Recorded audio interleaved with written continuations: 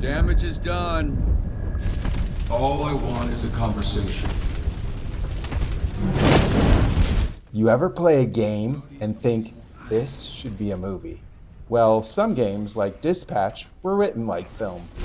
Welcome back to part 2 of Decoding Dispatch, where we analyze the 8 episodes of Dispatch and map the story to what screenwriters call the 8-sequence structure. If you haven't watched part 1, I highly recommend you go back and check it out before watching this video. Today, we're looking at episodes 5 through 8 of Dispatch and interpreting the story through the lens of structure. We'll also cover the purpose of a sequence in telling a story. This is Plotting Pixels. I'm McGee's. Let's dive into story structure, starting with sequence 5, the campfire sequence.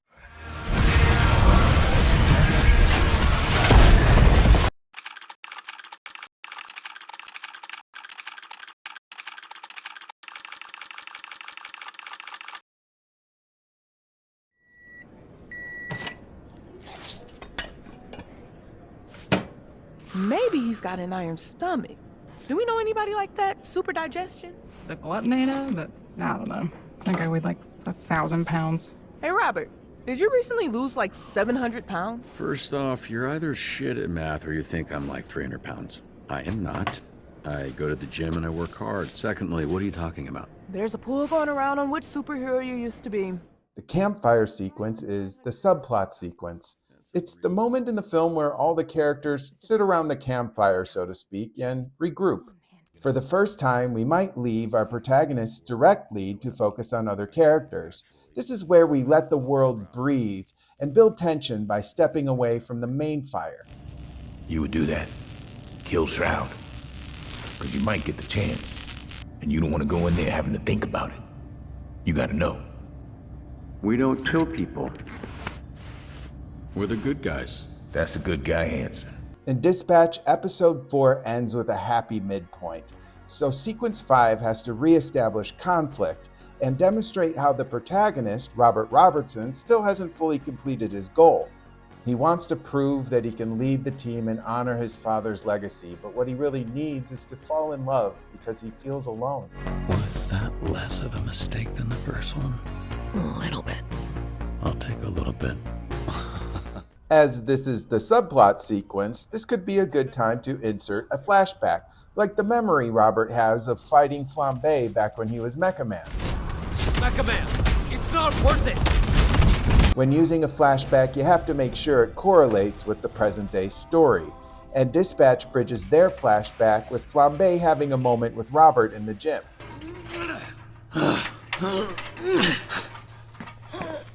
You need some help? You're not supposed to lift without a spark. Idiot. So weak. So weak. Now I'm getting a safety lecture from a walking fireball. It's a reality check.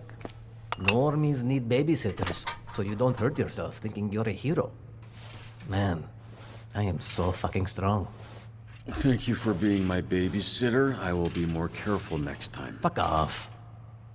Wait, that was genuine? The campfire sequence could also be a good time to serve the love interest subplot and move it forward for better or worse. I just had a great time the other night and wanted to see if maybe you want to do a real date sometime? Was it the plastic utensils or the man puking water on the windows that made that less real? There were many contributing factors. Would that be a date with Blonde Blazer or Mandy? Oh, I don't know. Which would you prefer? And that's not a trap. I'm both of them. That sounded weird out loud, but you know what I mean. If I'm pressed, I think I'd prefer the girl from the other night. So yeah, Team Mandy for me. Okay. I'll let you know when I come up with something. Can't wait. Have a good shift. Bro, you're so lucky. I know. The campfire sequence serves as the rebuilding moment of the story. Other side goals are managed as the characters prepare to make their final attack on the story's main problem. The midpoint pivot. After your story's midpoint, explore your subplots. By turning away from the protagonist's continued troubles, you give the audience a moment to absorb the stakes. In Dispatch, the campfire sequence takes place in a bar, so I guess we can call sequence 5 the bar sequence. Creep. I don't know you, and I don't like not knowing people. Well, you won't like knowing him. He's the biggest perv west of the LA River. And he's with us. The bar scene utilizes storytelling elements that are typical of a sequence 5, like flashback, but the writers cleverly weave the flashback mechanic into gameplay as they cut back and forth from an imitation Taco Bell and the bar that serves as their campfire. I am happy to provide these inauthentic Mexican calories for the team to recharge after battle.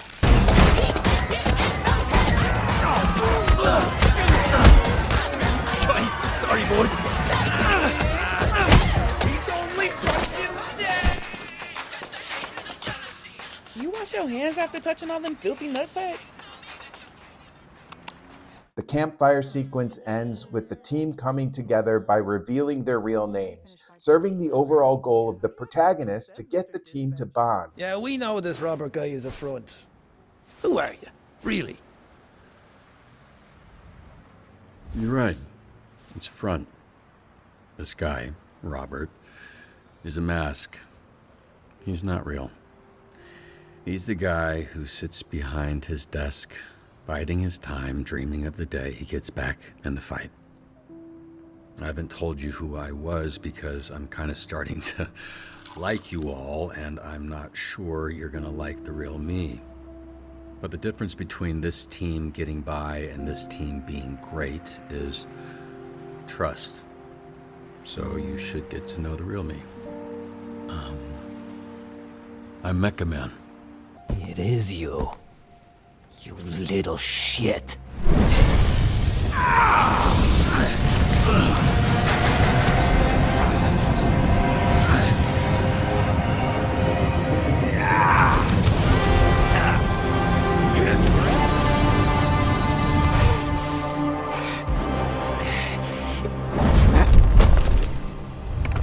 So, I expected to be burnt to a crisp by now, and I didn't plan any of this next part.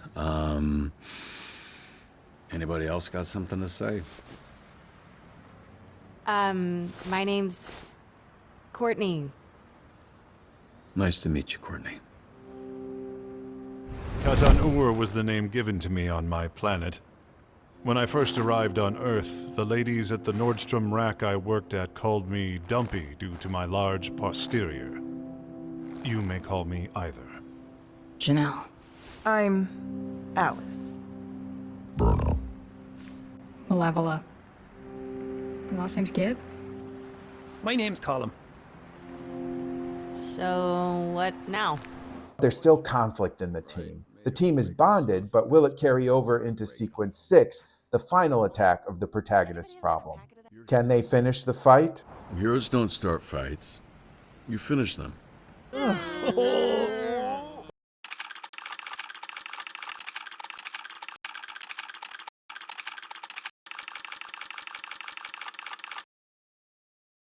After regrouping in sequence 5, sequence 6 answers the central dramatic question of Act 2 with a definitive yes or no. Will Robert lead the team to become heroes? Yes or no? Before we can answer that question, we have to torture our hero with more setbacks. You okay, Royd? Why do you look worse than me? It's over, brother. I cannot recreate the astral pulse. Too much power, too small a size. No pulse mean I can't make the man Mecha. I'm not good enough, bro. Fail you, I fail everybody. All this is just a minor setback. The answer to the question should be in doubt for the audience.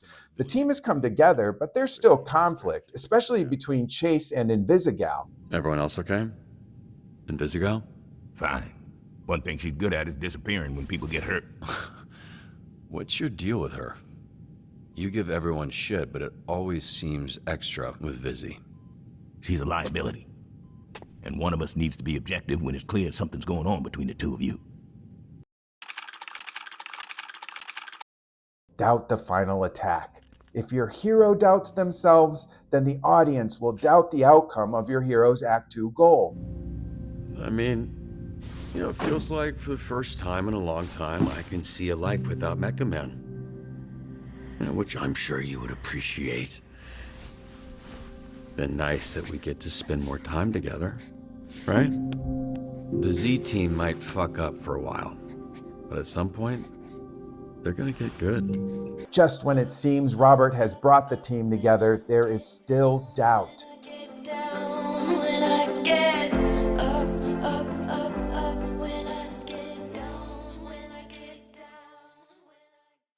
Drunk ass Z-teamers, please. Y'all wouldn't make it past the front door. No one's asking you to do a goddamn thing, okay? Hey, no need for that. You know who's not good, beefy boy? You know who's a real pain? Vizzy? Look, you're disappointed, I'm disappointed. I'm sure Chase will have some shit to talk, but I'm here. Invisigal disobeys Robert's plan again, and we're back where we started.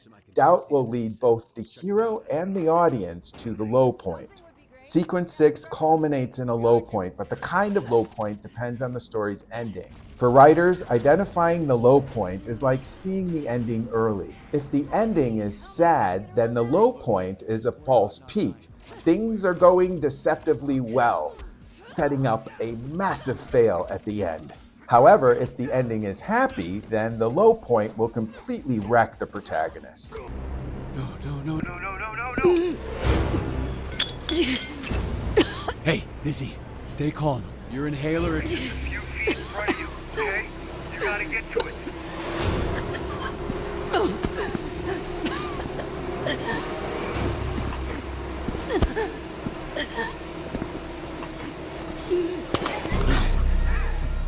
Hey, Vizzy, he's just gonna keep fucking with you, but you don't give up, okay?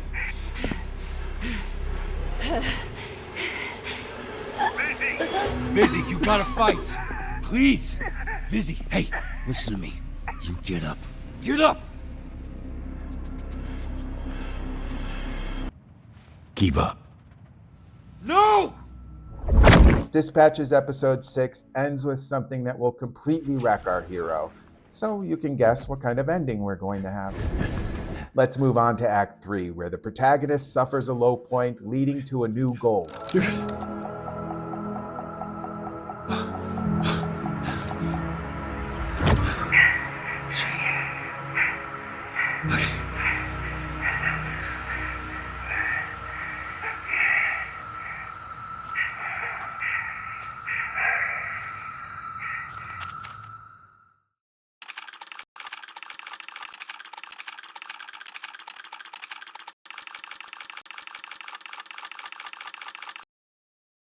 Now we are in sequence 7, the most dangerous part of a script. This is a point in the story where the protagonist can be passive. He was like a big brother to me. I didn't appreciate it enough. I'm sorry. With Chase in the hospital, the team is once again broken up. Invisigal might even be cut from the team. Pending the investigation, Invisigal suspended. Obviously, but I think you should consider cutting her from the team. At the start of Act 3, the hero is at their low point. They've been hit by a twist or a false revelation. They aren't driving the car anymore. The car is going off a cliff.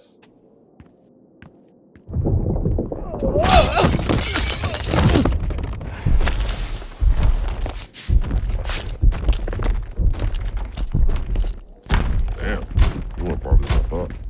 What are y'all looking at?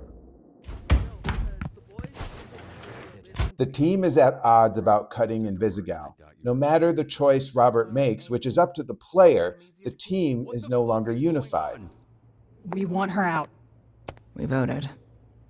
It was nearly unanimous. I abstained from voting as I am neither human nor reformed villain, nor particularly interested in this conversation. Invisigal wants to cut herself, even if Robert tries to talk her out of it. Please don't throw all of that away by walking away from this. From us. They're right. I don't deserve anyone's forgiveness, anyone's help, anyone's love. Because I can never repay it. Sequence 7 creates the question, will our hero pull out of this slump? Before answering this question in Sequence 8, you can allow your hero to be passive. Like when Robert has to be rescued by Blonde Blazer at the villain bar. And to what do I owe the pleasure? I'm here for him.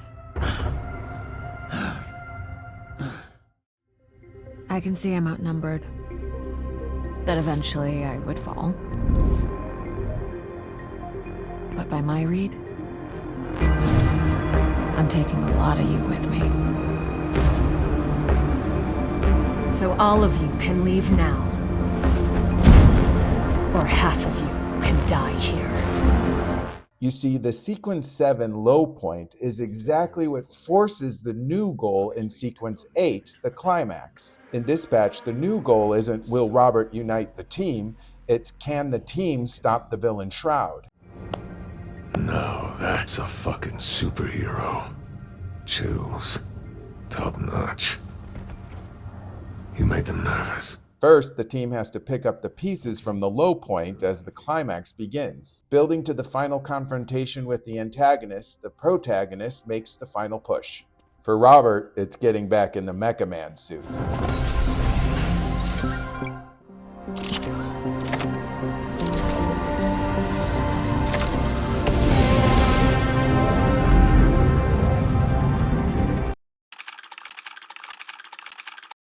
Give your hero a more desperate goal for Sequence 8.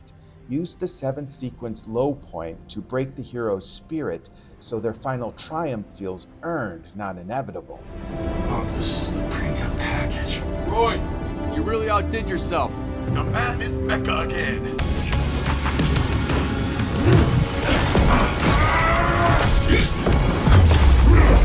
Before the triumphant final confrontation comes the false resolution.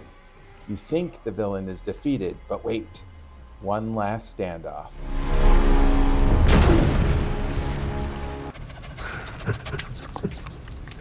Why is everyone so tense? Don't worry. I'm not gonna drop him. Finally comes the resolution and recognition part of the story. The hero will have changed, either having succeeded or failed. In Dispatch, Robert succeeds in the goal of bringing the team together to become heroes. He honors his father by defeating the villain who killed him, and he gets the girl. But there is also that recognition. You did a great job. With them, with Invisigal. She really stepped up. Took a bullet for you and everything. Getting them to not be assholes to each other is the start, not the end. A lot left to do. Yeah, well, take tonight to enjoy it. Recognition that this is just the beginning. Your hero's recognition is the true ending. Okay, yeah. Wait, let me get a picture. Somebody else take the picture. Okay, what's happening? Okay, stop. Wait, are we taking a picture? Are we taking a picture? Yeah, thanks. Hey, are you taking a picture? What's happening? Okay, that's enough. Let's be careful with your discussion. Careful, everybody. Whoa, whoa, whoa. Okay, instantly painful. Whether you're writing an 8-episode game like Dispatch or a 2-hour screenplay, structure is what keeps your audience from checking out. So looking back at Dispatch, which episode felt the most intense for you? And what would you call the campfire sequence? Let me know in the comments. Next time, we're getting loud. We're talking action sequences and the economy of words. I'm McGee's, hold fast, and I'll see you at the next level. I hope the fact that I've always rooted for you makes up for ever doubting you. It does. I don't blame you. I mean, look how untrustworthy she looks. There's always a home for you here, Courtney. I appreciate that. I guess your girlfriend's all right. She's not my girlfriend. Then you're an idiot.